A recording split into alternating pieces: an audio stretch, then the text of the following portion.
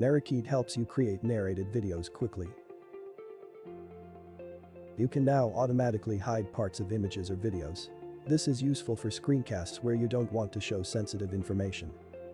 For example, you can hide a credit card field. Callouts can be used to highlight parts of images. From today, you can use an additional style property on a callout to turn it from a highlight into a mask. This will draw a black rectangle over a sensitive area of your recording, so you do not have to worry about exposing private data. To calculate the screen positions easily, use our callout designer. Open your account page, then scroll down to select creating a video from Markdown. On the next screen, click the Upload Files button. Then select and upload an image or video file you want to use in your video. Once the file is uploaded, you'll see a callouts button next to it. Click the button. The callout designer will load your image or video. Check the options on the top to select your target frame. Click somewhere on the background image or drag the callout with your mouse or trackpad to position it. You can drag the edges of the highlighted area to fine-tune the highlight.